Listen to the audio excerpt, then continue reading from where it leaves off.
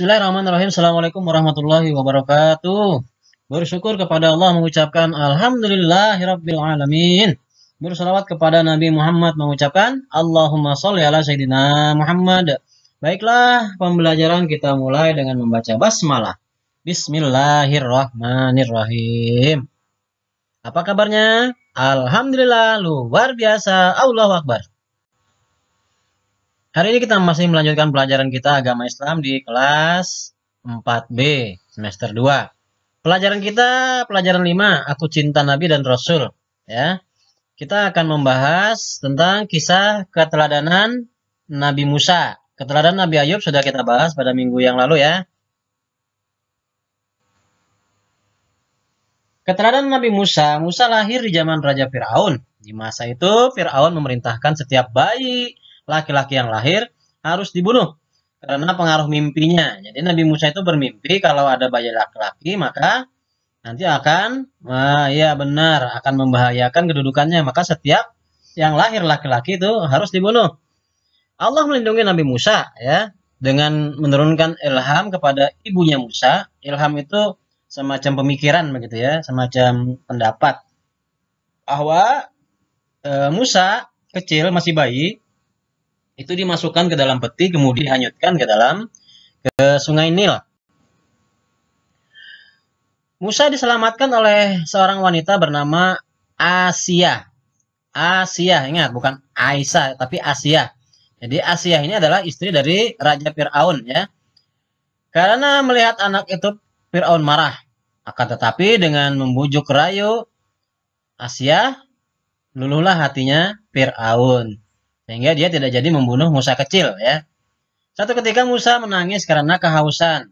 Asia pun memerintahkan pengawalnya untuk mencari ibu yang dapat menyusui bayi itu. Maka datanglah wanita yang ingin menyusui bayi Musa.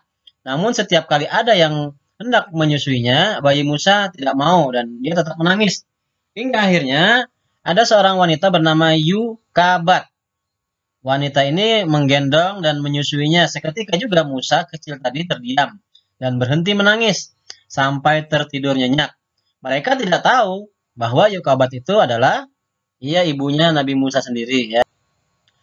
Setelah diketahui demikian, Asia meminta agar Yukabat tinggal di lingkungan istana untuk mengasuh Musa kecil.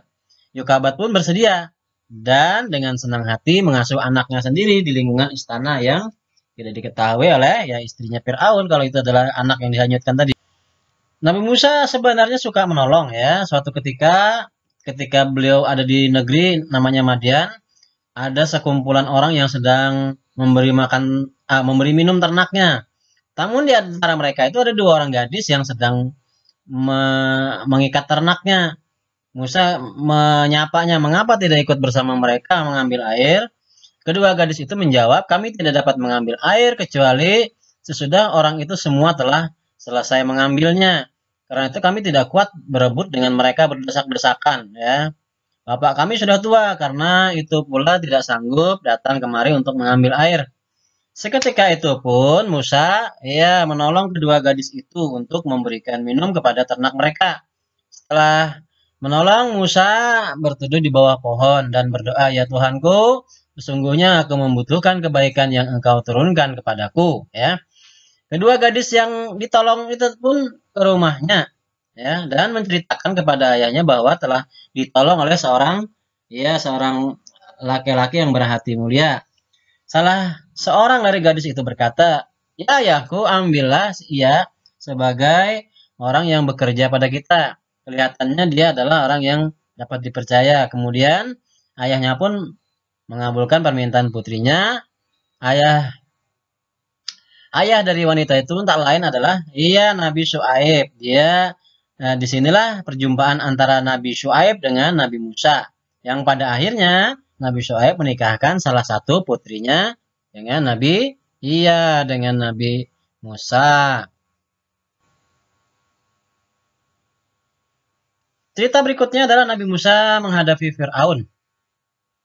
Nabi Musa menghadapi Fir'aun kita akan lanjutkan pada video yang kedua.